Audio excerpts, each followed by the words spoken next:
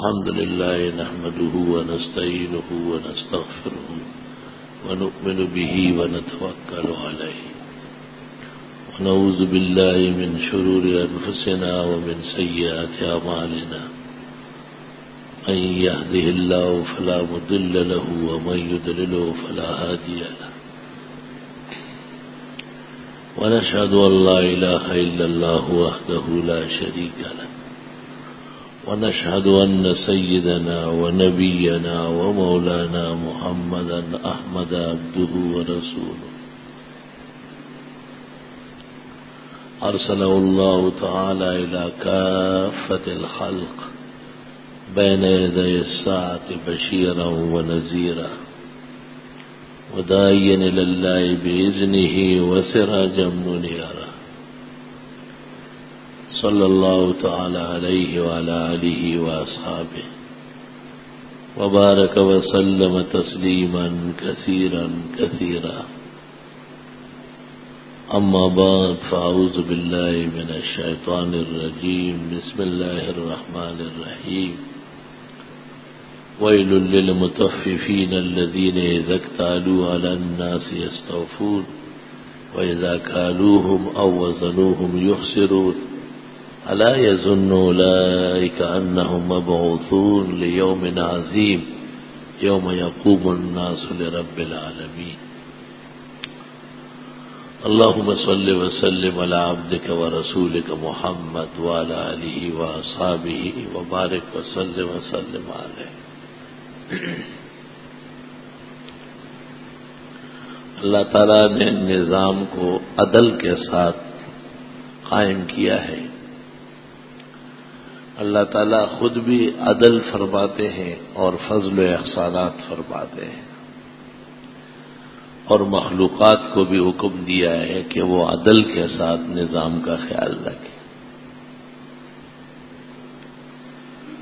عدل عربی میں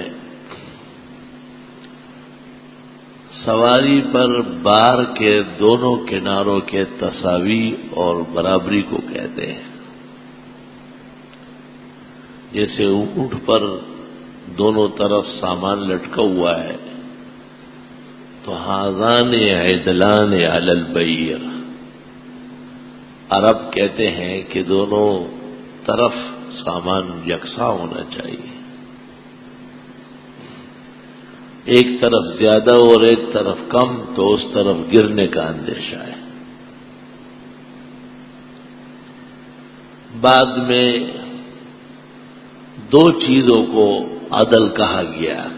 ان اللہ یامر بالعدل والاحسان وایتاء ذی القربى وینہی عن الفحشاء والمنکر والبغی یعظکم لعلکم تذکرون.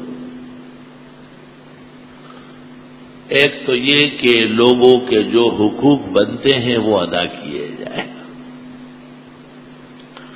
اور اس میں کمی نہ کیے جائے، اور دوسرا یہ کہ جہاں تک ہو سکے دو انسانوں کی انسانیت کے پیش نظر ان کے حقوق اور آداب وہ مساوات رکھے جائیں. اس کی ایک مثال دیتا ہوں. حدیث شریف میں ہے ایک شخص نے کہا کہ میں اپنے بیٹے کو وراثت میں سے اتنا دینا چاہتا ہوں. تو آپ نے پوچھا کہ اکل ولدک اعطاک هذه نحلہ، سب بچوں کو اس طرح دے رہے ہیں؟ انہوں نے کہا نہیں حضرت، یہ بڑا اچھا ہے، بڑا نیک ہے، دوسرے ایسے ہیں.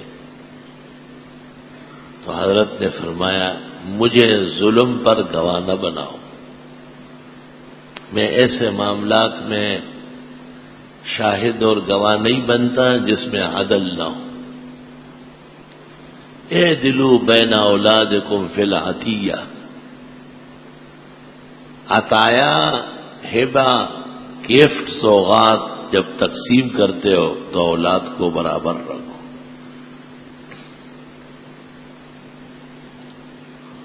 چنانچہ ائمہ نے اس سے یہ استنباط کیا ہے کہ زندگی میں اگر کوئی جائیداد تقسیم کرنا چاہے تو لڑکے اور لڑکی تک کو برابر دے گا۔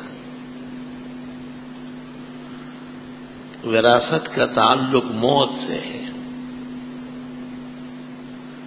اور مرنے کے بعد لڑکی کا حصہ کھیرا ہے اور لڑکے کا حصہ دوہرا ہے۔ للذکر مثل حظ الانثیین مستقل قانون ہے، لیکن اس کا تعلق مورث کی موت سے ہے، حیات سے نہیں ہے۔ زندگی میں ماں باپ جو کچھ دیتے ہیں وہ عطایا ہے، ہدایا ہے، حکم آیا ہے کہ برابر دے دو۔ یقینی بات ہے مختلف اولاد میں سب ایک جیسے باکمال نہیں ہوتے، سب ایک جیسے وفادار نہیں ہوتے، سب ایک جیسے مطیع و فرمان بردار نہیں ہوتے، لیکن جہاں تک ہو سکے حکم آیا ہے کہ ان کے ساتھ عدل کر لیں اور ظلم نہ کریں۔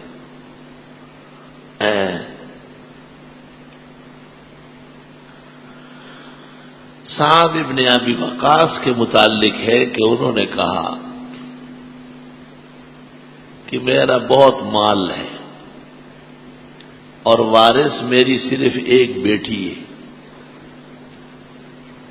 اور ظاہر فلاحن نصف، وہ تو جب ایک بیٹی ہو بیٹا ساتھ نہ ہو اور باپ مر جائے یا ماں مر جائے تو آدھا اس کا ہے اور آدھا باپ کے اعصاب کا ہے، بھائی بہن بھتیجوں کا ہے۔ وہ رشتہ داروں سے خفا تھے بہت، اور انہوں نے کہا ان کے پاس کیوں جائے میرا مال؟ تو اس نے کہا کہ بقیہ مال بطور وصیت کے میں دیتا ہوں۔ آپ نے فرمایا وصیت تھوڑے میں کر لو۔ وہ کم کرتا گیا اور حضرت نے کہا نہیں اب بھی زیادہ ہے۔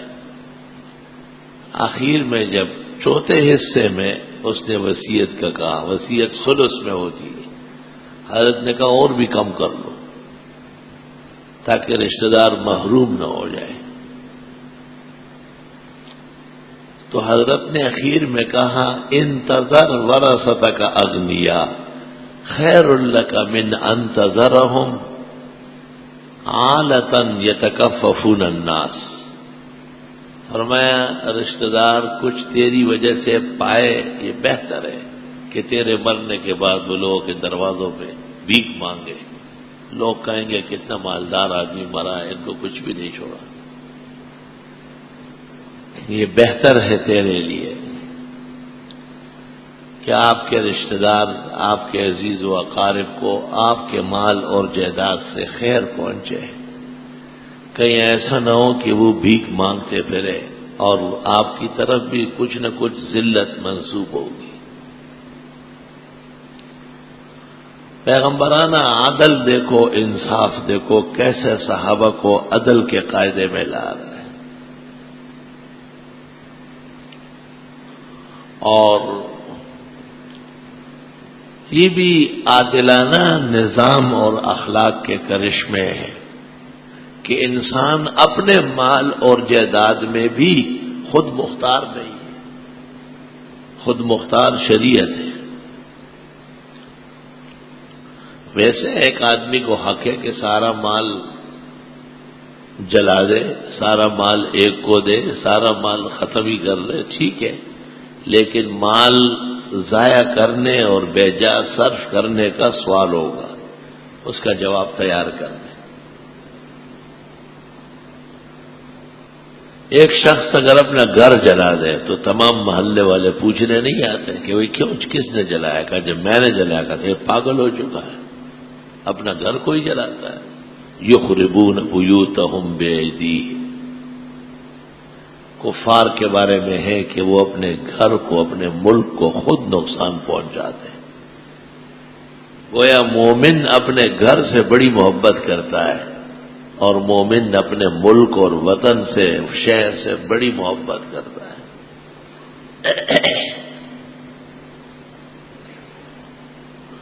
اللہ تعالیٰ کے نظام میں عدل کو بہت زیادہ صفت حاصل ہے، اور عادل کے ساتھ حق سبحانہ و تعالیٰ کی بڑی مدد اور نصرت ہے۔ معاشرے کو حکم ہے کہ جو حکمران ہے، جو والی مقرر کیا گیا ہے، اس کی اطاعت کر لو۔ وَإِنْ أُمِّرَ عَلَيْكُمْ عَبْدٌ حَبَشِيٌّ، اگرچہ حبشے کا کالا بچھنگا وہ تمہارا امیر اور حکمران کیوں نہ بنا۔ اور حکمران کو حکم یہ ہے کہ وہ ہر دم عدل کرے، معاشرے کے اندر عدل کا نظام نافذ کر دے۔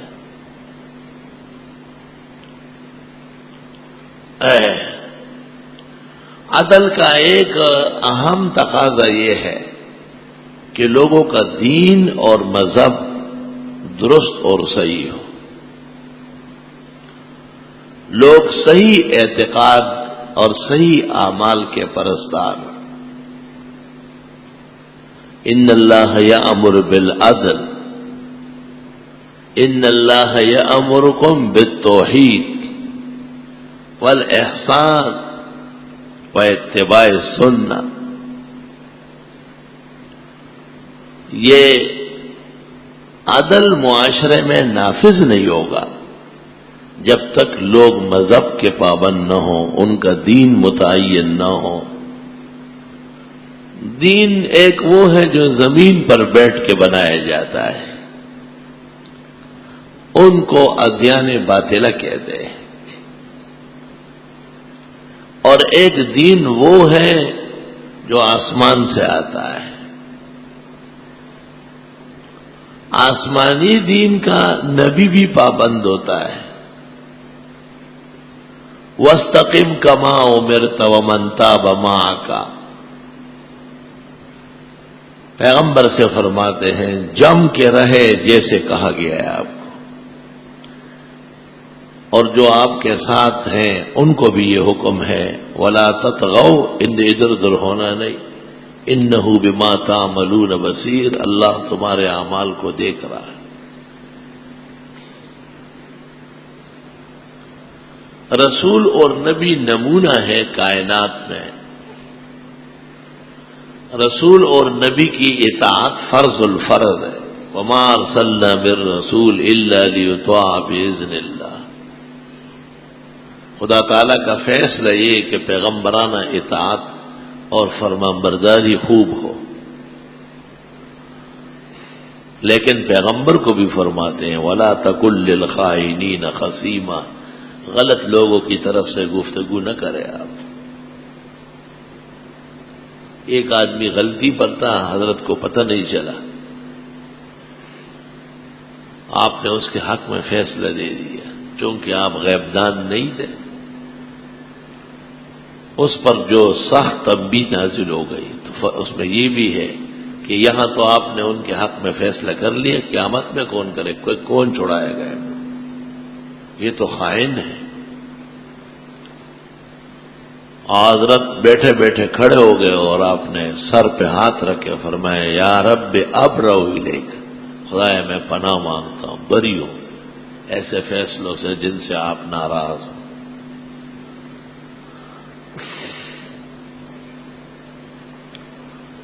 ابو بکر صدیق نے آپ کو کہا کہ اجل علیک الشیب، بال کچھ جلدی سفید نہیں ہوئے؟ تو حضرت نے کہا شیبتنی ہود و اخواتها، سورہ ہود جیسی سورتوں نے بوڑھا کر دیا ہے۔ آپ سے پوچھا گیا کہ وہ کون سی آیت ہے ہود میں، تو یہ آیت پڑھی وَاسْتَقِمْ كَمَا أُمِرْتَ، حضرت آپ بالکل سیدھا ہو کے چلے جیسے آپ کو کہا جاتا ہے۔ وَمَن تَابَ مَعَكَ، اور جو آپ کے ساتھ توبہ تائب ہوئے ہیں ان کو بھی یہ کہا جا رہا ہے وَلَا تَطْغَوْا، ادھر ادھر ہونا نہیں، انہ بما تعملون بصیر، جو تم اعمال کرتے ہو اللہ تعالیٰ دیکھ رہا ہے۔ یا ایھا الرسل کلوا من الطیبات، اے پیغمبر لوگوں حلال کھاؤ، واعملوا صالحا، اور نیک اعمال کرو۔ حلال خوری کو عمل سے مقدم کیا ہے۔ آدمی کو بھوک لگی ہو، کمر میں درد ہو، آنکھیں چندیا رہی ہو، تو کیا نماز پڑھے گا، دعا مانگے گا؟ وہ تو ایک روزہ ہے، اس کی شان ہے، اس کو خاص سہارا دیا گیا ہے، اور اس میں مومن توانا ہوتا ہے۔ ویسے تو عام اور پھر کلام، اس لیے نہیں کہ پیٹ بھرنا بہت ضروری ہے، اس لیے کہ عبادت میں قدر قوت چاہیے۔ المومن القوی خیر من المومن الضعیف، طاقتور مسلمان کمزور کے مقابلے میں دین کا زیادہ کام کر سکتا ہے۔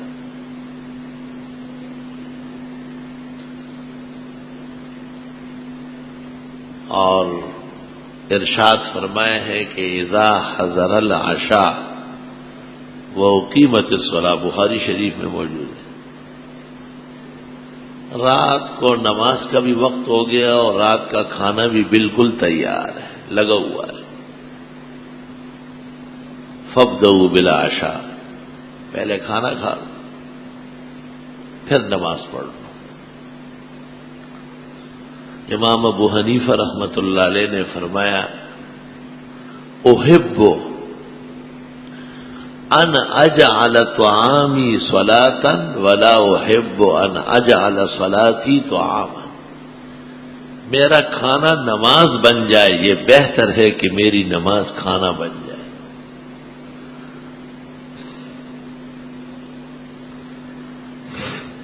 فقہاء نے قید بڑھائی ہے ان تطوقہ نفسہ، یہ اس شخص کے لیے ہے جس کا دل چاہتا ہو، بھوک لگی ہو۔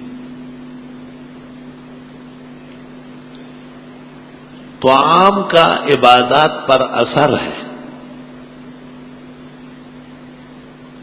کھانا حلال کا ہوگا، پاک صاف ہوگا، خون ستھرا بنے گا، پاک خون جسم میں جہاں جہاں جائے گا پیدا کرنے والے کے احسان کا شکر بجا لائے گا، عبادت کی توفیق بے سہولت رہے گی۔ اور جہاں رزق میں شک شبہ،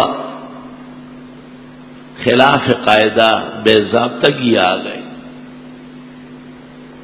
وہاں عبادات سے طبیعت اکتا جائے گی، نماز پڑھنا ایسا مشکل ہو جائے گا جیسے کوئی حمالیہ پہ چڑھ رہا ہو۔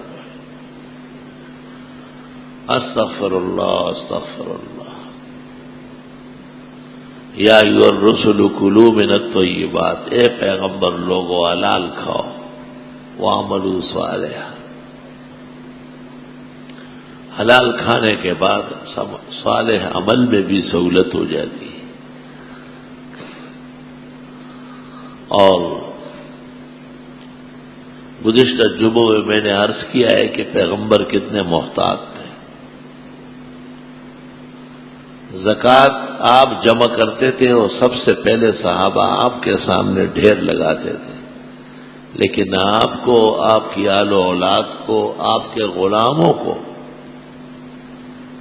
اس میں سے لینے کی اجازت نہیں تھی،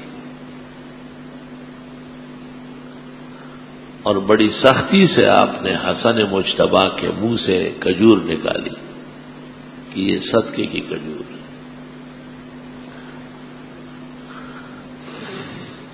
نبی کی احتیاط، اللہ اکبر۔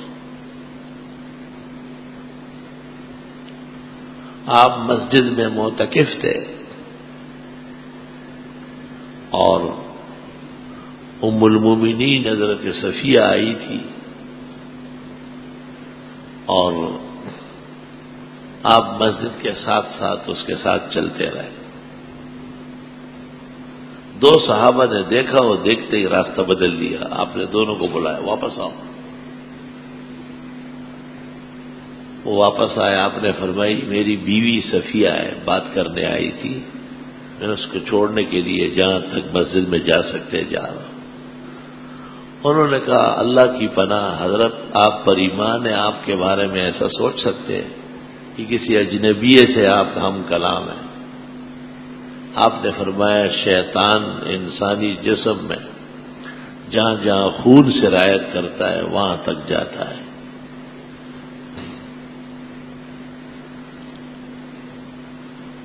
کہیں ایسا نہ ہو کہ تمہارے ایمان کو نقصان پہنچا دے۔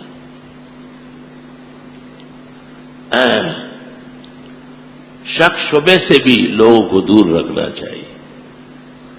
صاف ستھرا اخلاق، دھلا دھلایا کردار، قرآن کے صفحے کی طرح مقدس اور بلند نظام حیات محمد الرسول اللہ صلی اللہ علیہ وسلم لے کے آئے۔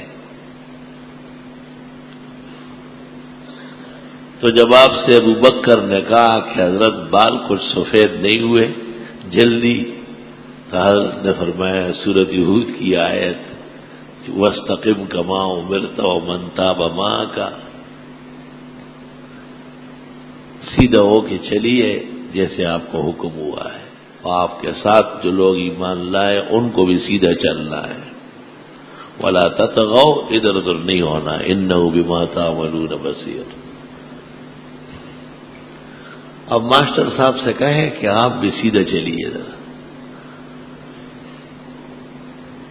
دوسروں کو تو اعتدال پسندی اور روشن خیالی دکھاتے ہیں، آپ میں کہاں اعتدال ہے؟ نام کا اعتدال نہیں، ظلم سے بھرا ہوا ہے۔ آپ اگر کسی کو سے خوش ہو تو اس کے لیے پاکستان کا قانون نہیں ہے، معاف ہے وہ، اور جن کو آپ نہیں چاہتے ہیں ان کے لیے نیا قانون بنا ہی لیتے اگر پہلے سے نہیں، تو یہ اعتدال ہے؟ یہ تو ظلم اور بربریت ہے۔ تمام اختیارات ایک شخص کے اندر جمع ہونا، یہ ظلم کی انتہا ہے۔ وَاسْتَقِمْ كَمَا أُمِرْتَ، جم کے رہے جیسے کہا گیا ہے۔ وَمَنْ تَابَ مَعَكَ، اور آپ کے لوگوں کو بھی یہی کہا جا رہا ہے وَلَا تَطْغَوْا، سرکشی نہ کرو، إِنَّهُ بِمَا تَعْمَلُونَ بَصِيرٌ۔ پاکستان کے قانون میں آزادی رائے کا حق ہے، اسلامی نظام عدل میں یہ بات شامل ہے کہ اسلامی مسئلہ تمام مسلمانوں کا حق ہے۔ ایک خیال یہ ہے کہ مسئلہ صرف ان لوگوں کو بتایا جائے جو یہاں موجود ہے، مسجد میں بیٹھے ہیں، ان کا حق ہے، لہذا باہر محلے والے دور تک آواز نہ جائے۔ ایک خیال یہ ہے، یہ خیال اس سے پیدا ہوا ہے کہ ممکن ہے باہر لوگوں کو ایذا پہنچ رہی ہو، وہ اس پوزیشن میں نہ ہو کہ قرآن سنے، دین سنے، ممکن ہے وہ پورے آداب کا ساتھ نہ دے سکے سننے میں۔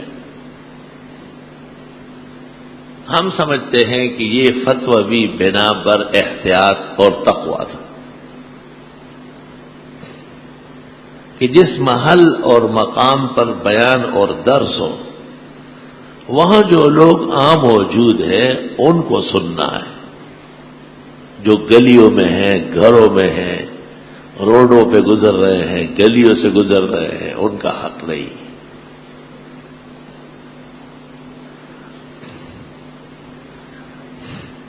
کچھ مدت پہلے کراچی کے 4 بڑے دارالفتاؤں نے یہ تحریر لکھی تھی، ایک پاک تینت نے اس میں کوشش کی تھی لینے کی، ان کے علل اور عوامل کا مجھے پتہ تھا کہ کس بنا پر لی گئی۔ اور پہلے سے بھی مسئلہ ہے. دوسرا خیال یہ ہے کہ نہیں، جو مسئلہ دین کا ہے وہ تمام اہل دین کا حق ہے، اور مسئلے کو کسی محل تک محدود رکھنا یہ جائز نہیں. مسئلہ بڑا اہم تھا، اور میرے استاذ گرامی قدر محدث کبیر فقیہ العصر مفتی اعظم پاکستان مولانا مفتی ولی حسن کا بھی اس میں فتویٰ تھا. میں وہ تحریر دیکھ کے حضرت والا کی خدمت میں حاضر ہوا. میں نے کہا یہ ایک تحریر شائع ہوئی. پوچھا کیسی ہے؟ میں نے کہا 100% غلط ہے. اس جیسی غلط تحریر دارالعلوم دیوبند کے مسلک سے کبھی شائع نہیں ہوئی. تو حضرت بہت بڑے بحر ذخائر تھے. فرمایا اور لوگوں پر اعتماد کر کے یہ صادر ہوئی ہے. میں پہلے بھی سمجھتا تھا کہ اس پہ اگر کوئی اعتراض کرے گا تو آپ ہی آئیں گے. ٹھیک ہے لاؤ میں لکھو. میں نے کہا اس طرح نہیں، میں اس کا جواب لکھنا چاہتا ہوں آپ کی اجازت سے، تاکہ دوسروں پر بھی واضح ہو جائے نا مسئلہ. جبرن اور قہرن کسی کو منوانا دین نہیں ہے. علمن اور برہانن منوانا یہ دین کا تقاضا ہے. قد تبین الرشد من الغی لا اکراہ فی الدین. قد تبین الرشد من الغی. مجبور کرنے کی ضرورت کیا ہے جب دلائل براہین سب موجود ہیں. چنانچہ میں نے ایک تحریر تیار کی اور اس میں یہ ثابت کیا کہ دینی مسئلہ اور دینی احکام کسی ایک محل تک محدود نہیں ہے. محل تک محدود رہنا ایک عذر اور ضرورت ہے. اگر محل سے باہر تک پہنچانے کا ذریعہ اور انتظام ہو تو اس کا ثبوت شرائع میں موجود ہے.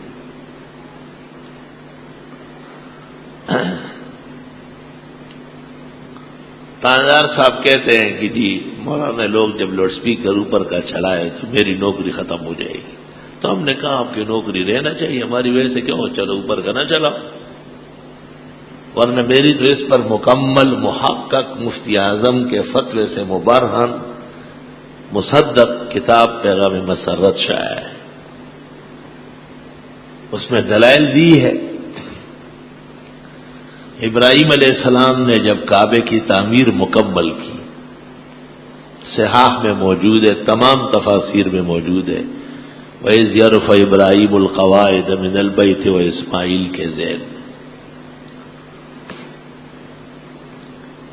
تو اللہ تعالیٰ نے ابراہیم علیہ السلام سے کہا کہ کعبے کی دیوار پہ چڑھ جائے. اور دوسری روایت میں ہے کہ جبل ابی قبیس پہ چڑھ جائے. یہ سامنے جو پہاڑ ہے حجر اسود کے سیدھ میں، جہاں آج کل مستشفیٰ مصر بنا ہے، یہ پہاڑ جبل ابی قبیس ہے. اس کے اور کعبے کے درمیان میں شق کے قمر بھی ہوا ہے، چاند جو 2 ٹکڑے ہوا ہے.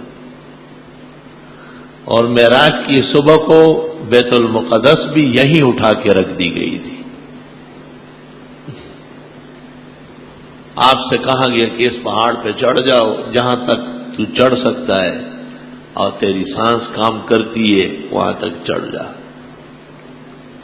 جہاں تک چڑھ سکتے ہیں چڑھ گئے. ابراہیم علیہ السلام نہ خدایا اور نہیں چڑھ سکتا، کہا انگلیاں کانوں میں دے دو، دے دی.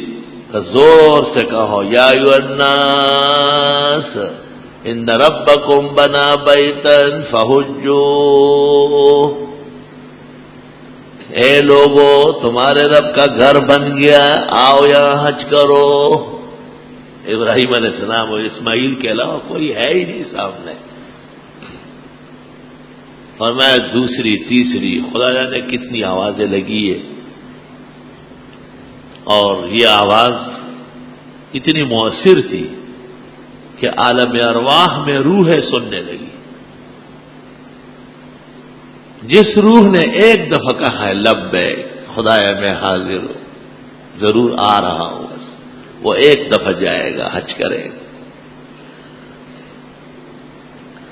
اور جس کی روح نے زیادہ کہا ہے کہ حضرت آدم علیہ السلام نے 50 حج کیے، ہندوستان سے پاپیادہ گئے، امام ابو حنیفہ نے 55 حج کیے،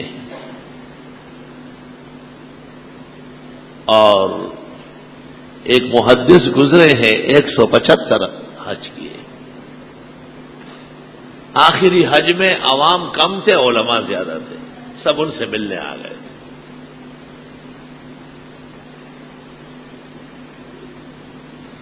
بقی ابن مخلد کے بارے میں بھی ہے،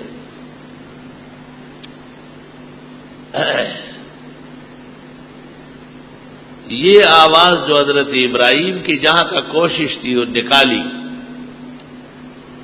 یہ ارواح نے سنی، بعض روحیں باپ کی پشت میں، بعض کے حصے ماں کی چھاتیوں میں، بعض ماؤں کے بطون میں۔ روح کا وجود آدم کے عہد سے بلکہ اس سے پہلے سے ہے، عالم ارواح سے ایک ایک روح کو دنیا میں بھیج رہے، اور یہاں سے فارغ ہونے کے بعد اعلیٰ ارواح علیین میں جمع ہوتی ہے جو جنت کا مقام ہے، اور ناکارہ ارواح اور خبیث ارواح سجین میں جمع ہوتی ہے جو جہنم کی جگہ ہے۔ ابراہیم علیہ السلام کا کام تو صرف اونچی جگہ کھڑا ہونا تھا اور کانوں میں انگلیاں ٹھونسنی تھی، آگے اس آواز کو مؤثر بنانا یہ اللہ تعالیٰ کی قدرت میں تھا۔ صرف اس وادی پر اکتفا نہیں کیا گیا، وہاں کوئی تھا ہی نہیں ابراہیم و اسماعیل علیہ السلام کے علاوہ۔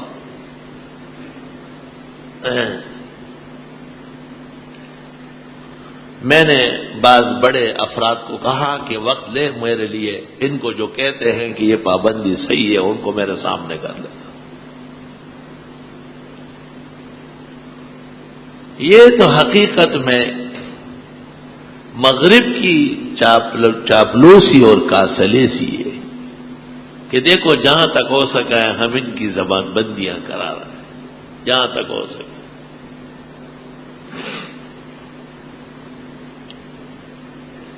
حضرت صلی اللہ علیہ وسلم نے آخری حج کے موقع پر خطبہ دیا، 1.25 لاکھ معروف صحابہ تھے جن کا اب اور جد، نسب اور شجر سب معلوم ہے، وہ 1.25 لاکھ ہے، اور 5 لاکھ کے قریب اعراب اور بداوی کے لوگ تھے جن کو صحابہ بھی نہیں جانتے، وہ ایمان لے آتے اور چلے جاتے۔ اتنے بڑے اجتماع، 7.5 لاکھ کے اجتماع میں حضرت انس کہتے ہیں مجھے آخری خیمہ مل گیا تھا، اور جب حضرت نے خطاب شروع فرمایا فَكَأَنَّهُ يُخَاطِبُنِي، گویا کہ مجھ سے خطاب کر رہا ہے۔ اللہ تعالیٰ نے آپ کی آواز کو یہ معجزہ عطا فرمایا تھا۔ اور جناب نبی کریم صلی اللہ علیہ وسلم ایک موقع پر فرماتے ہیں کہ رات کو ابو موسیٰ اشعری اور ان کے لوگ جب خیموں میں تلاوت کرتے ہیں تو ان کی آواز سے مجھے پتہ چل جاتا ہے کہ یہ لوگ کہاں کہاں ہیں۔ دن میں مجھے پتہ نہیں ہے، گویا ابو موسیٰ اشعری اور ان کے لوگ جو تلاوت کرتے تھے وہ سارے محلے میں اور دور تک اس کی آواز پہنچ رہی۔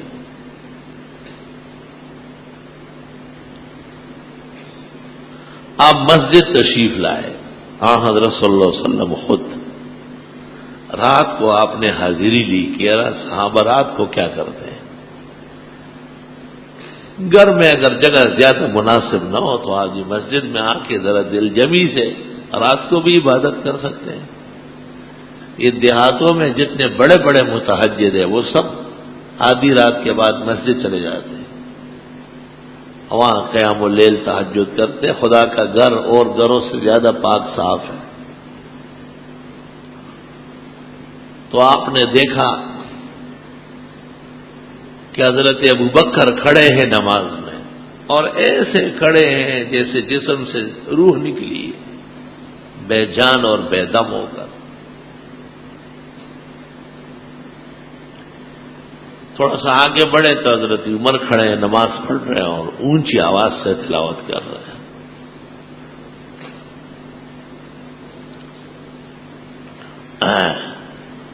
صبح آپ نے دونوں کو بلایا، ابو بکر صدیق سے کہا آپ کے پاس گزرا تھا، اب ایسے خاموش گم سم بالکل جیسے حرکت نہیں ہے، کیوں؟ ابو بکر نے کہا اسمع من ناجیتو، جس کو سنانا تھا وہ خوب سننے والا ہے، زور سے ضرورت ہی نہیں ہے۔ آپ نے کہا ارفع من صوتک قلیلا، پھر بھی کچھ اونچا پڑا کرو، دل و دماغ طبیعت مطمئن رہے گی، آواز خوش الحانی سے چستی رہتی ہے۔ حضرت عمر سے کہا آپ کے پاس گزرا، بہت چیخ چیخ کے پڑھ رہے تھے زور زور سے، انہوں نے کہا اطرد الشیطان وأوقظ الوسنان، تاکہ شیطان بھاگ جائے۔ اونچی آواز کے درس خود پہ سے شیاطین کو بہت تکلیف ہوتی ہے، حضرت عمر یہی کہہ رہے ہیں اطرد الشیطان، شیطان کو بگانا تھا، وأوقظ الوسنان، اور جو ابھی تک سو رہے ہیں ان کو جگانا تھا۔ ظاہر بات ہے بہت مشکل کام ہے، ایک آدمی سو رہے آپ کہتے اٹھو اٹھو نہ دیر ہو رہی اٹھو، یہ بھی ایک طریقہ ہے۔ ایک طریقہ یہ کہ آپ اس کے سرانے اعوذ باللہ من الشیطان الرجیم بسم اللہ الرحمن الرحیم ومن اللیل فتہجد بہ نافلۃ لک عسى أن يبعثك ربك مقاما محمودا۔ وہ انسان ہے، مومن ہے، فوراً جاگ جائے گا، تلاوت شروع ہو گئی، احساس ہو جائے گا۔ یکی روز و شب مصحف بدست، یکی خفت میں کنج در خانہ مست۔ شیخ سعدی کہتے اللہ کا عجیب نظام ہے، کچھ لوگ ساری ساری رات عبادات کر کے خدا کو راضی کرتے ہیں، کچھ شیطان کی پرستش اور شراب خوری اور بدچلنی سے فارغ نہیں ہو رہا ہے۔ یکی روز و شب مصحف بدست، یکی خفت میں کنج در خانہ مست۔ تو حضرت نے حضرت عمر سے کہا اخفض من صوتک قلیلا، تھوڑا سا کم کر، تھوڑا سا کم کر دے، اعتدال ہے نا، اعتدال پسند ہو گیا، روشن خیال، پتہ نہیں کیا اعتدال اور روشن خیالی میں اتار رہے لوگ، اترا ہوا خود ہے بری طرح، چڑھ نہیں سکتے اوپر، ایسا اترا ہے کہ چڑھ نہیں سکتے۔ وہ مشہور قصہ ہے، کہتے ہیں کہ یہ جو جنگلی جانور ہوتے ہیں گیدڑ، تو انہوں نے آپس میں ایک اجلاس کیا اور کہا کہ دیکھو ہر قوم میں ایک بڑا ہوتا ہے، اور وہ ان کا چودھری کہلاتا ہے، ملک کہلاتا ہے، خان صاحب کہلاتا ہے، ہمارا کون بڑا ہے؟ ایک ہمارا بھی بڑا ہونا چاہیے۔ اور انہوں نے کہا ٹھیک ہے، ایک کو جس کے کان زیادہ سرخ تھے اور لمبے لمبے تھے، اس کو کہا تو ہمارا چودھری صاحب ہے، اس کو مقرر کیا۔ تو بھئی علامت کیا ہے، لوگ کیسے پہچانیں گے کہ یہ بہت بڑا آدمی ہے؟ کہا ایسا کرو اس کے پیچھے ٹین باندھ لیتے ہیں۔ اب جنگل میں سب لوگ آرام سے گھوم پھر رہے ہیں، وہ ٹین کے ساتھ ڈنگا ڈنگا ڈنگا ڈنگا۔ اچانک کئی شکاریوں نے شکار کے لیے کتے چھوڑے ہیں، وہ بہت تیز دوڑتے ہیں، تو سارے گیدڑ غار میں گھس گئے اور یہ باہر کھڑا ہے۔ تو لوگوں نے کہا اندر آؤ، ظالم شکاریوں کے کتے پکڑنے آئے۔ اس نے کہا میں تو آ رہا ہوں، لیکن پیچھے جو چودراہٹ لگی ہے وہ آنے نہیں دے رہی۔ جان چھڑانے کی کوشش کرو، پسا ہوا سب سے زیادہ آپ ہے، آپ کا سر جو ہے وہ پنجرے میں بند ہے. وہی د هر ونې مخره دی وی بدی ګنډیر شي او الا خبر شي چې بیا وخت در باندې تیر شي. کہتے ہر درخت کا پھل کھانے کا نہیں، کسی ایک درخت میں پھل کی جگہ زہر لگا ہوگا، اور تب پتہ چلے گا جب طبیب و ڈاکٹر کہے کہ علاج بغیر موت کے کوئی نہیں. سینکیا نے پورے جسم کو تباہ کیا ہے.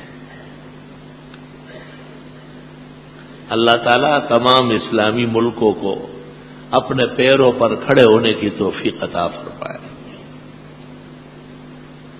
اور اللہ تعالیٰ ہمارے اس ماسٹر صاحب کو بھی بما ملک و ملت کے نجات عطا فرمائے.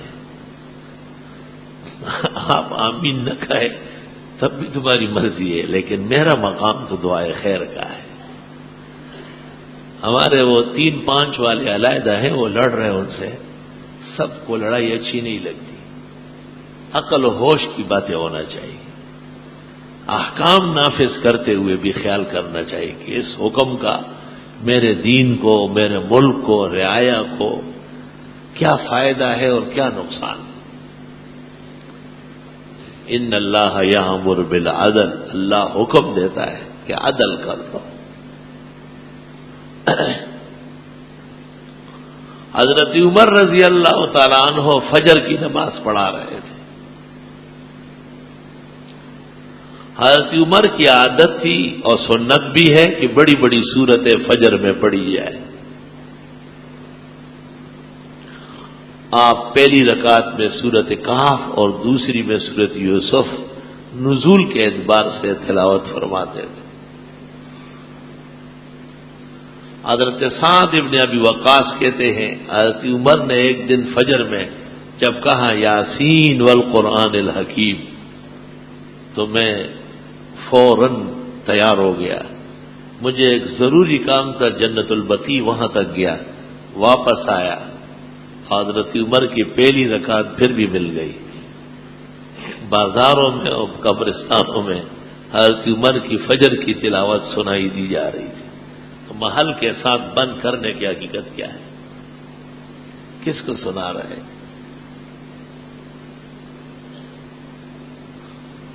اور آپ نے ام ہانی کو کہا، علی کی بہن تھی، آپ سے بڑی محبت کی، بہت زیادہ. ایک موقع پر شادی کی درخواست کی، حضرت نے کہا میری رضائی بہن ہے، یہ نہیں ہو سکتا.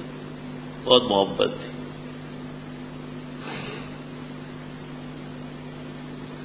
آپ نے ایک موقع پر اسے کہا کہ رات کو آپ جب نوافل و تہجد میں تلاوت کرتی ہے، میں کعبے کے طواف کے دوران آپ کی آواز سنتا ہوں.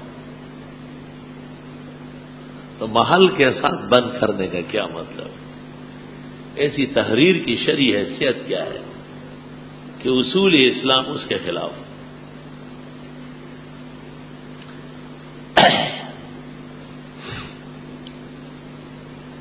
اللہ اکبر. جناب نبی کریم صلی اللہ علیہ وسلم سے کہا گیا ہے وَرَفَعْنَا لَكَ ذِكْرَكَ، آپ کے ذریعے جو پیغام بھیجا گیا قرآن کریم، ھذا ذکر مبارک، اِنَّا نَحْنُ نَزَّلْنَا الذِّكْرَ وَإِنَّا لَهُ لَحَافِظُونَ. اس کو ہم اٹھائیں گے، یعنی پہنچائیں گے. کائنات کے چپے چپے تک اللہ تعالی نے نبی کریم صلی اللہ علیہ وسلم کے ذریعے بھیجا ہوا پیغام توحید کا، دین اسلام کا پہنچایا ہے.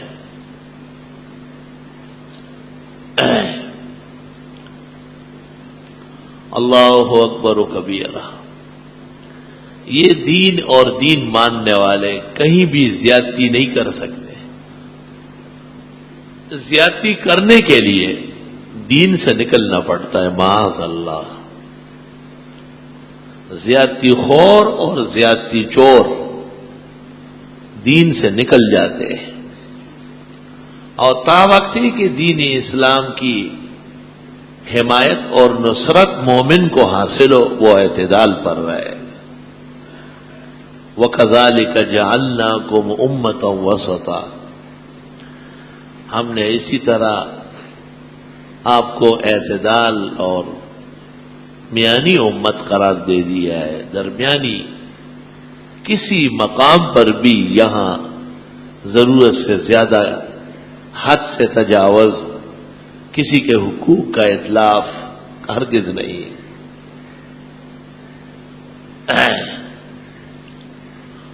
حدیث میں ہے حضرت اتنی احتیاط فرماتے تھے، آپ اندازہ لگائے. آپ کی خدمت میں 2 آدمی پیش ہوئے، ایک کا نام تھا حیسا، دوسرے کا نام تھا محیسا. دونوں بھائی تھے. وہ چھوٹا جو تھا وہ ذرا چالاک زیادہ تھا. اکثر لگاتار 2 بھائی جو ہوتے ہیں وہ پہلا والا ذرا بدھو ہوتا ہے اور وہ دوسرا جو ہوتا ہے وہ چالاک ہوتا ہے. یہ عجیب بات ہے. تو وہ دوسرا شروع ہو گیا. آپ نے فوراً پوچھا بڑا کون ہے؟ کہا یہ کبر القبر، پہلے بڑا کلام کر لے. وہ بڑے نے کلام کا آغاز کیا، ایک ایسا موڑ ہے کہ وہ چپ ہو گیا. پھر آپ نے دوسرے سے کہا بے شک اب آپ سمجھائیں. اعتدال دے گئے.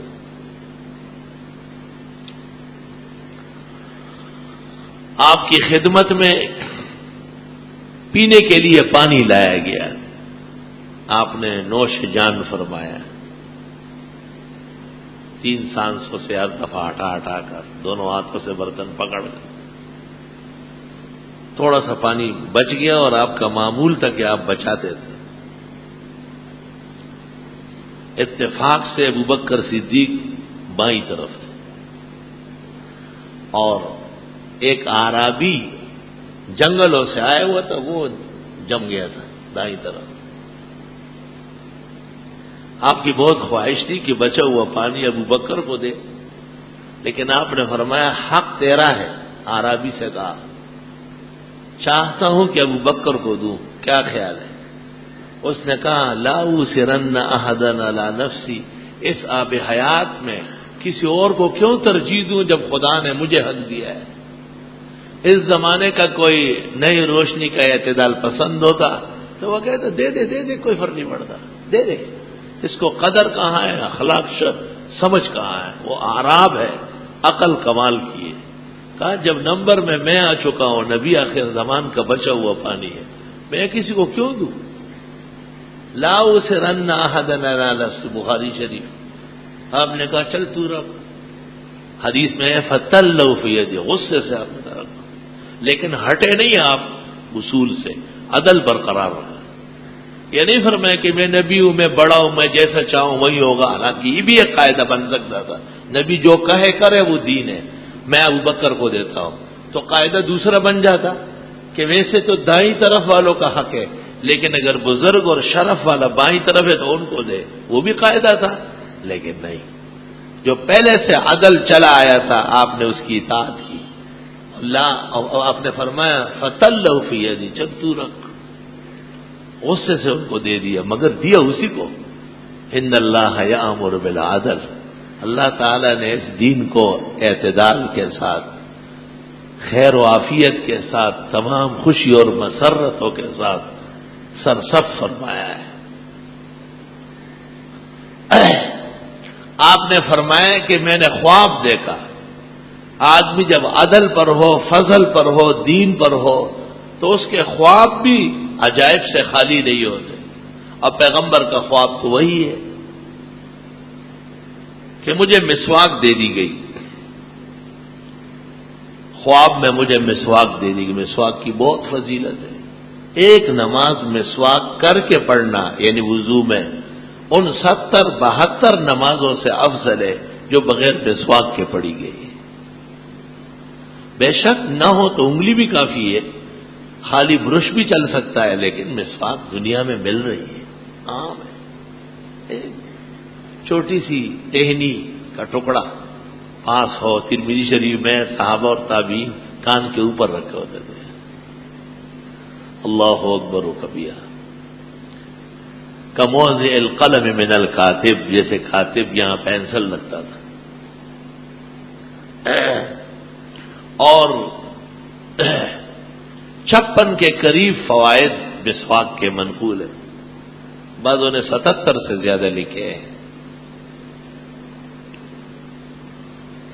ایک عجیب فائدہ لکھا ہے کہ مسواک کرنے کی وجہ سے کبھی اپنے منہ کا مرض نہیں دیکھے گا، منہ ہمیشہ خوشگوار رہے گا، اور خاتمہ ایمان میں کلمہ ضرور نصیب ہو جائے گا۔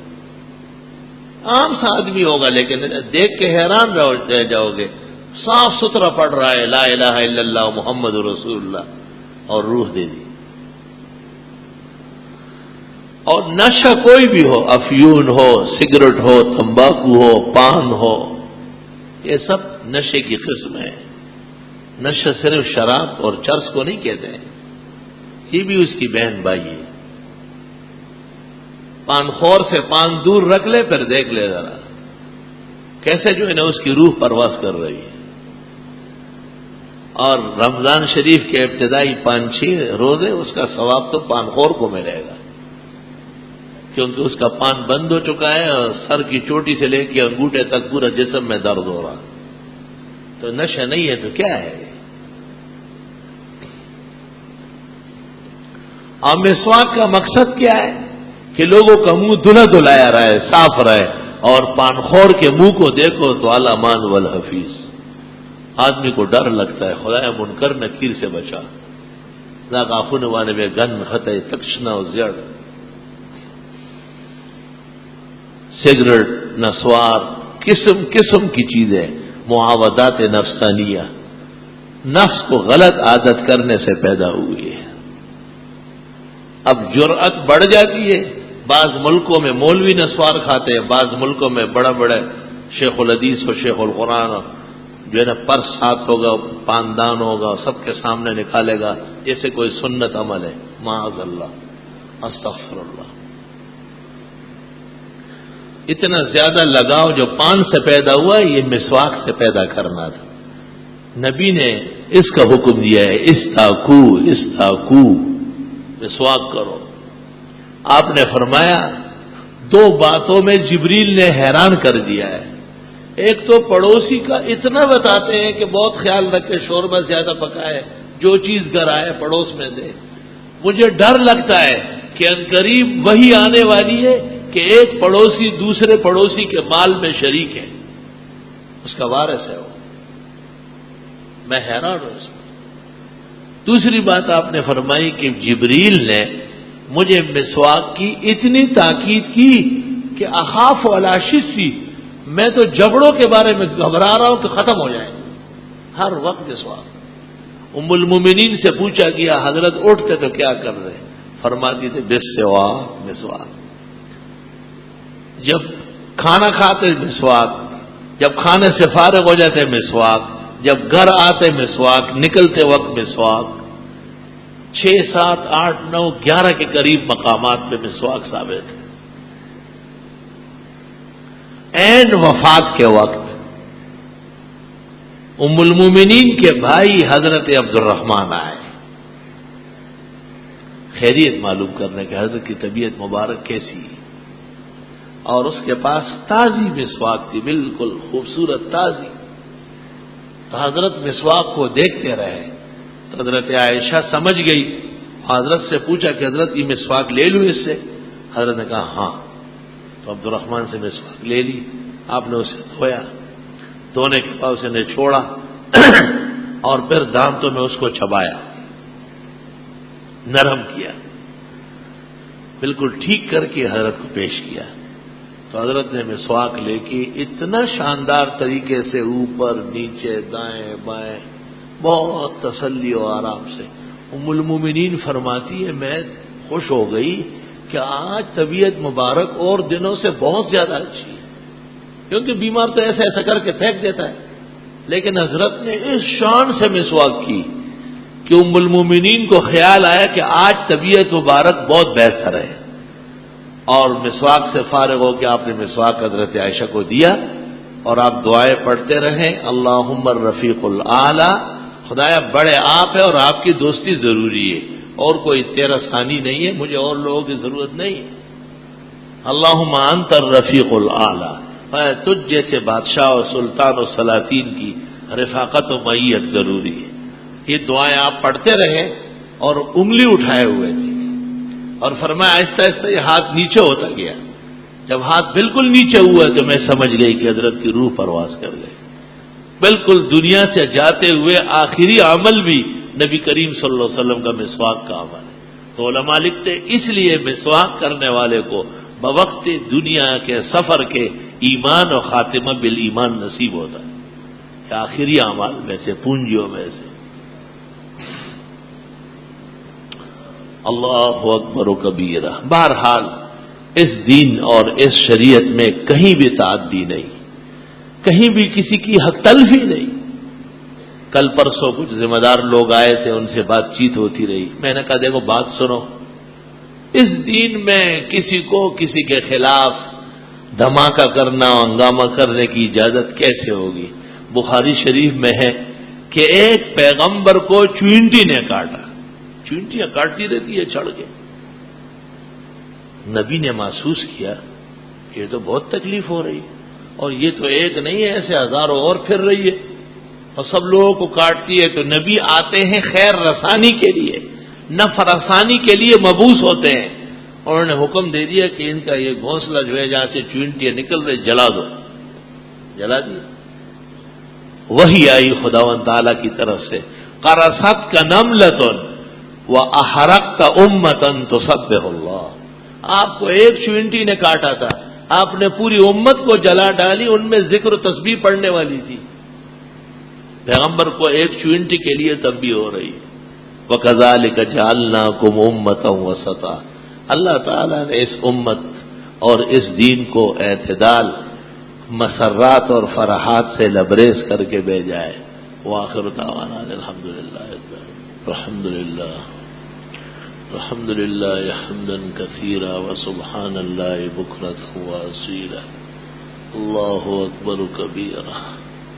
اشہد ان لا الہ الا اللہ وحدہ لا شریک لہ واشہد ان سیدنا ومولانا محمدا احمد عبدہ ورسولہ صلی اللہ تعالی علیہ وعلی آلہ واصحابہ وبارک وسلم. اما بعد فاعوذ باللہ من الشیطان الرجیم.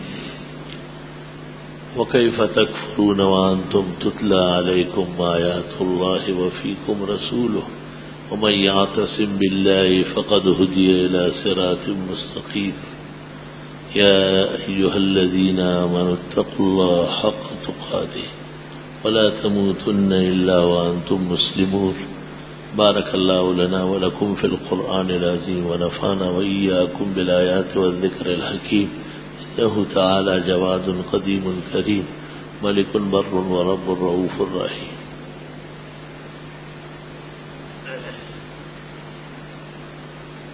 الحمد لله جل وعلا وصلى الله وسلم على رسوله المصطفى ونبيه المجتبى وأمينه على وحي السماء وعلى آله النجبى وأصحابه الأتقياء أفضل الخلائق بعد الأنبياء. أما بعد فقد قال النبي صلى الله عليه وسلم أرحم أمتي بأمتي أبو بكر وأشدهم في أمر الله عمر وأصدقهم حياء عثمان وأقضاهم علي وفاطمة سيدة نساء أهل الجنة والحسن والحسين سيدا شباب أهل الجنة وحمزة أسد الله وأسد رسوله.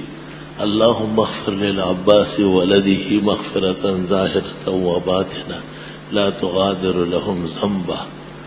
الله الله في أصحابي لا تتخذوهم غرضا من بعدي فمن أحبهم فبحبي أحبهم ومن أبغضهم فببغضي أبغضهم. خير القرون قرني ثم الذين يلونهم ثم الذين يلونهم. إن الله يأمر بالعدل والإحسان وإيتاء ذي القربى وينهى عن الفحشاء والمنكر والبغي يعظكم لعلكم تذكرون.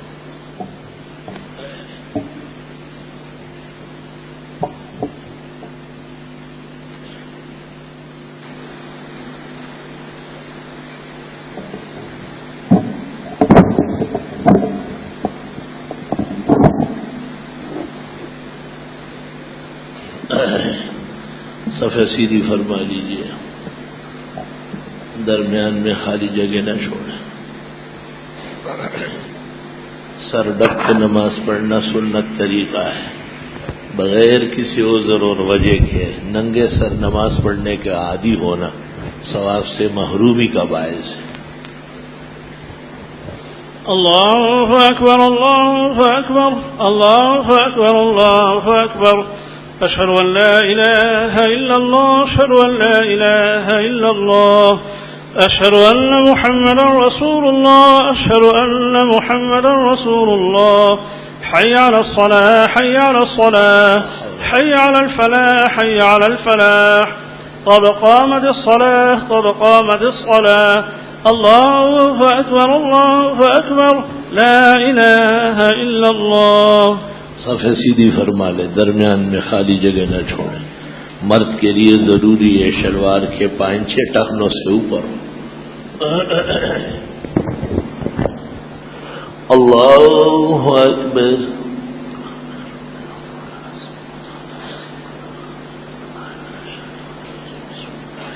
अल्हम्दुलिल्लाहि रब्बिल आलमीन, अर्रहमानिर रहीम, मालिक यौमिद्दीन, इय्याका नअबुदु व इय्याका नस्तईन, इहदिनस सिरातल मुस्तकीम, सिरातल लज़ीना अनअमता अलैहिम गैरिल मग़दूबि अलैहिम वलद्दॉल्लीन।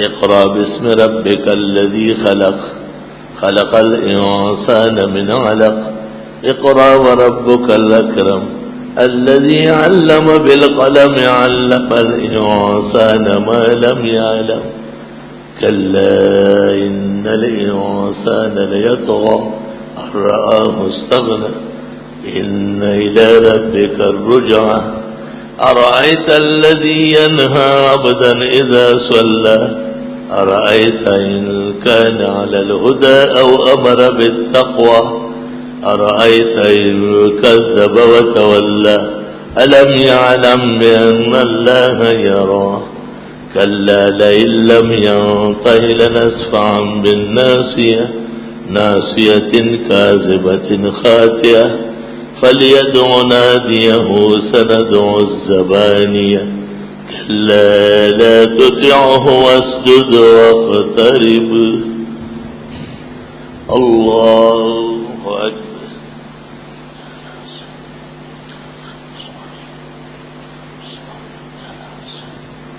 समिअ अल्लाहु लिमन हमिदह। अल्लाहु अकबर।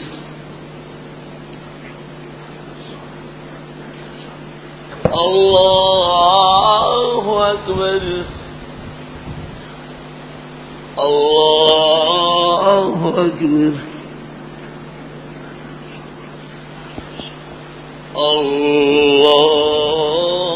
अल्लाहु अकबर। अल्हम्दुलिल्लाहि रब्बिल आलमीन, अर्रहमानिर रहीम, मालिक यौमिद्दीन, इय्याका नअबुदु व इय्याका नस्तईन, इहदिनस सिरातल मुस्तकीम, सिरातल लज़ीना अनअमता अलैहिम गैरिल मग़दूबि अलैहिम वलद्दॉल्लीन।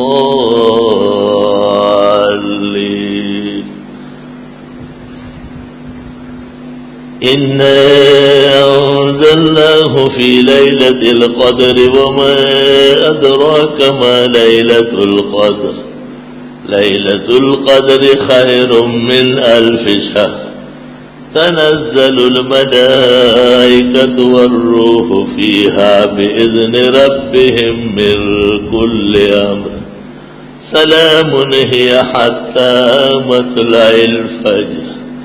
अल्लाहु अकबर।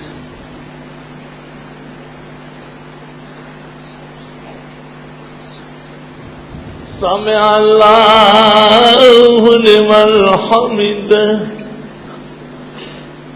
अल्लाहु अकबर। الله أكبر الله أكبر الله أكبر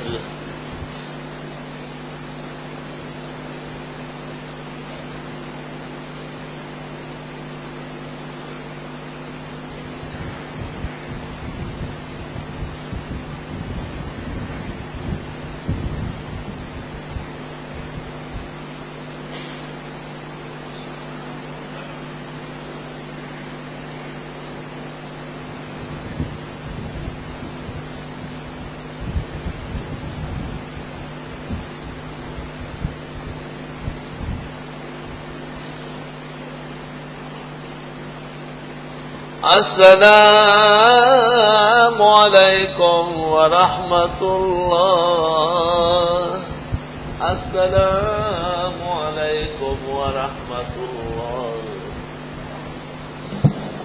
الحمد لله رب العالمين اللهم أنت السلام ومنك السلام تبارك يا ذا الجلال والإكرام ربنا آتنا في الدنيا حسنة وفي الآخرة حسنة وقنا عذاب النار ربنا لا تزغ قلوبنا بعد إذ هديتنا وهب لنا من لدنك رحمة إنك أنت الوهاب أنت ولينا في الدنيا والآخرة توفنا مسلمين والحقنا بالصالحين اے اللہ مسلمانوں کی پریشانیاں دور فرما ناحق نے بدنام کرنے والی ایجنسیاں نیست و نابود فرما اے اللہ اسلام کی بلند و برتر زرین اور شیرین تعلیمات کی برکات سے عالم کو منور فرما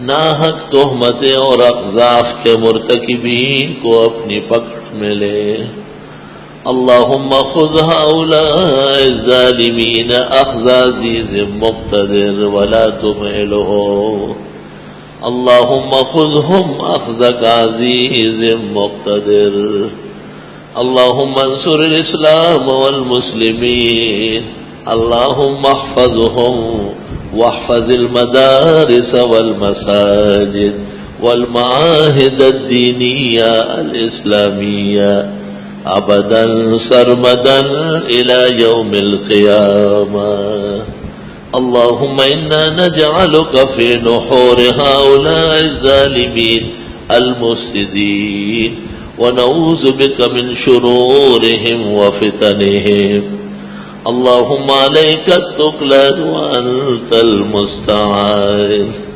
بیماروں کی صحت و شفا کے لیے دعا فرمائے مسلمان مرحومین کی بخشش کے لیے دعا فرمائے جہاں کئی مسلمان کسی درد اور کرب کے شکار ہے اس کی رہائی و نجات کے لیے دعا فرمائے صلی اللہ تعالی علی خیر خلقی محمد و آلہ و اصحابہ اجمعین برحمتہ بسم اللہ الرحمن الرحیم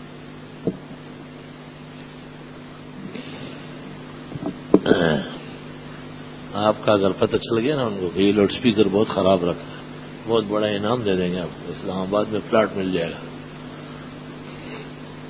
کو پتہ نہیں ہے کہ ایسے مؤذن بھی دنیا میں ہے جو سال ہر سال لاؤڈ اسپیکر خراب رکھتے ہیں بہت خوش ہو جائے گا یہ تو ہمارے لوگ ہیں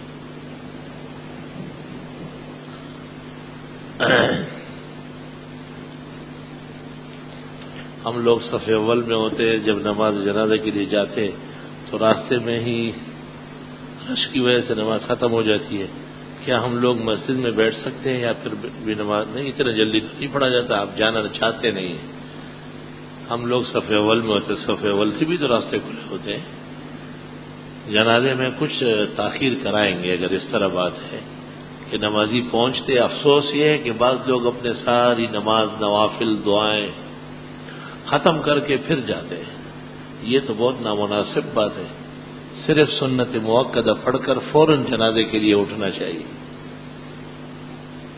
تو یہ ایسی صورت میں جب میدان پورا بھرا ہوا ہو اور چند آدمیوں کے لیے ہزاروں کو روکا جائے یہ بھی نامناسب ہے کہ بھائی یہ تو بڑی مسجد ہے، نمازی تو اخیر تک آتے رہتے ہیں، کس کس کا انتظار کرو گے؟ نمازیوں میں یہ جذبہ ہونا چاہیے کہ علی الفور نکلے اور راستے میں لوگ رش نہ بنائے، گیٹ سے فوراً ہٹے۔ اذان میں یا تکبیر میں اشہد ان محمد رسول اللہ کے جواب میں یہی کلمات اشہد ان محمد رسول اللہ پڑھا جائے گا۔ صلی اللہ علیہ وسلم کا کوئی ثبوت نہیں ہے اس میں۔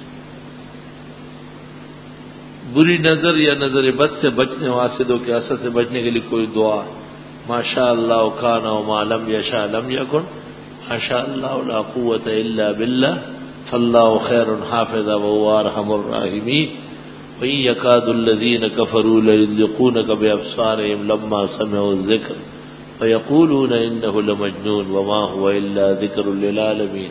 سورہ قلم کی آخری دو آیتیں صبح و شام پڑھی جائیں، فائدہ ہوگا۔ ایک رسم یہ پڑ گئی کہ دلہن کو رخصت کرتے وقت قرآن شریف کے نیچے سے گزاری جاتی ہے، یہ سب غلط اور ناکار رسوم ہے، اس سے توبہ کرنا چاہیے۔ ایک عورت ایک گھر میں ملازمہ ہے، رکنی تنخواہ کے پیسے اپنے پاس جمع کرتی ہے، وہ گھر والے اس ملازمہ کو حج پر بھیجنا چاہتے ہیں، تو کیا وہ اس کو زکوٰۃ کی رقم سے بھیج سکتے ہیں جبکہ مقدار نصاب سے زیادہ پیسے ملازمہ نے اپنی تنخواہ سے جمع کیے؟ بھائی جب ملازمہ خود صاحب حیثیت ہے اور نصاب بھر پیسے اس کے پاس موجود ہے تو اس کو زکوٰۃ لینا جائز ہی نہیں ہے، زکوٰۃ دینے سے زکوٰۃ ادائی نہیں ہوگی۔ انشاءاللہ ان قریب اولاد کی نعمت سے نوازے جائیں گے، دعا فرمائے اللہ آسان فرمائے۔ اگر بچے کے کان میں اذان کے لیے آپ کو نہیں، مجھے معاف کر دیں، میں لوگوں کے بچوں کی اذان کے لیے فارغ نہیں ہوں، آپ خود اذان سیکھیں اور دیں۔ میں نے ایک عیسائی لڑکے کا جھوٹا پانی پیا ہے، اب شریعت کے مطابق کیا ہے؟ اب آپ کو عیسائی ہو کے مرنا ہے، پلید مردار چیز آپ نے پیٹ میں ڈالی، توبہ استغفار کرو۔ ایک مسلمان مرد کا نکاح ایک یہودن یا عیسائی خاتون سے تو جائز ہے، کیا کسی مسلمان خاتون کا کسی اہل کتاب مرد سے نکاح جائز نہیں ہے؟ ہماری عورت ان کے ہاں نہیں جا سکتی۔ میری دو بیٹیاں ہیں، ان کے لیے سونے کا سیٹ انہی کے نام ہے، اور شادی کے لیے کیا اس کی بھی زکوٰۃ ہے؟ جی ہاں بالکل، اس کا مالک ہے نا، جو بھی مالک ہے اس پہ زکوٰۃ ہے۔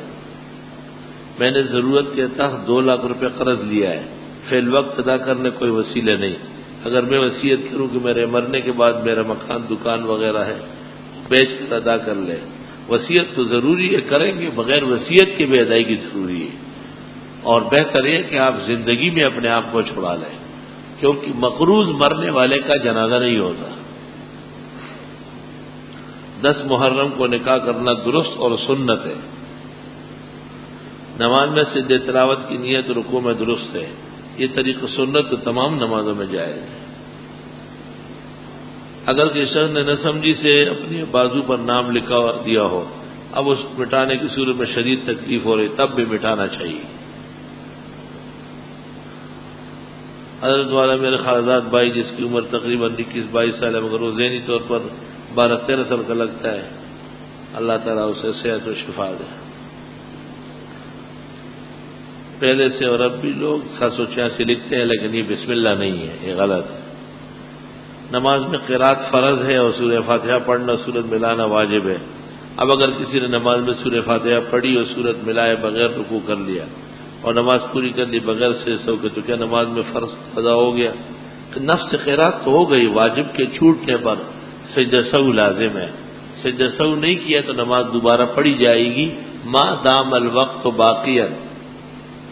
ایک شخص نے اپنی بیوی کو طلاق دے دی تو کیا اب اس عورت کی والدہ اس شخص کے لیے حرام ہے؟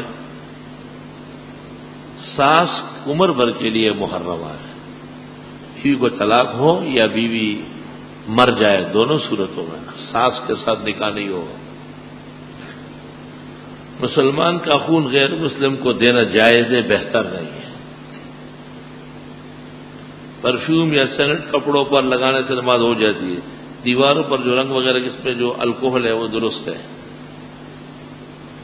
آج کل حیات النبی کا مسئلہ یہ پنجاب میں ہے، یہاں نہیں ہے۔ آپ نے دارالحدیث میں طالب علموں کو قلم پر ایک نظم سنائی، وہ نظم شائع ہے، اس میں ہمایوں کو کہے وہ لکھ کے دے دے گا، الاحسن میں آ جائے گا۔ اگر ہم آغا خان کیا سے گوشت نہیں کھا سکتے اور ان کے ہاتھوں سے پکائے ہوئے کھانے نہیں کھاتے، ہمارے ہاتھوں سے ذبح حرام ہے، ہاتھوں سے پکائے ہوئے کھانے کیسے آپ حلال ہو سکتے؟ ان کے بارے ہمارے پاس کیا دلیل ہے؟ یہی دلیل ہے کہ وہ غیر مسلم۔ فجر کی نماز کے دوران کسی کو یاد آیا کہ اس نے وطر نہیں پڑھے، پہلے وطر پڑھ لے پھر نماز پوری کر لے، نماز درمیان میں چھوڑ دے، سلام پھیر لے۔ کافی عرصے سے پورا گھرانہ سحر سفلی کا شکار ہے۔ سورہ بقرہ 7 دن تک بلند آواز سے پڑھے۔ ماں باپ اپنے بیٹے سے کہے کہ مولوی مت بنو، اور وجہ یہ بتائے کہ آج کے دور میں سب سے بڑا فتنہ یہ مولوی لوگ ہیں، اور یہ کہے کہ یہ انگریزوں کے غلام ہیں۔ انگریز تو کہتے ہیں کہ مولویوں نے ہمیں نکالا ہے، وہ تو آج تک سزا مولویوں کو دے رہے ہیں۔ یہ اصل میں خود انگریزوں کے انڈے سے نکلا ہوا چوزا ہے، ایسا باپ اور ایسی ماں۔ اس لیے انگریزوں کے غلام ہر ایک کو غلام سمجھتے ہیں۔ میرے 3 بچے درجے میں پڑھتے ہیں، ماشاءاللہ اچھے جا رہے پڑھائی، مگر چند ماہ سے پڑھائی میں بہت زیادہ پیچھے ہیں۔ قاری صاحب سے لین دین کر لے، قاری صاحب کو کوئی تحفہ وغیرہ دیا کرے۔ 2 فرقے دنیا میں ہیں، جب تک آپ انہیں راضی نہیں رکھیں گے کام نہیں بنے گا۔ ایک کے قاریان صاحبان، دوسرے ڈاکٹر، وہ بھی آپ کی چھوٹی بیماری کو اتنی بڑی کر دے گا کہ آپ اٹھ بھی نہیں سکیں گے۔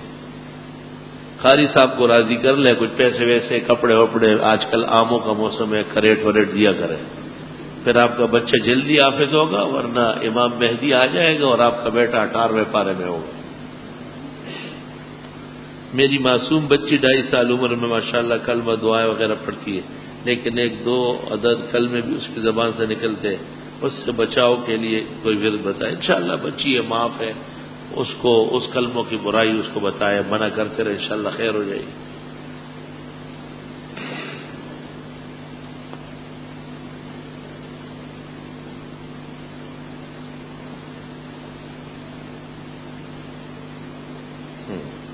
بڑی اچھی بات۔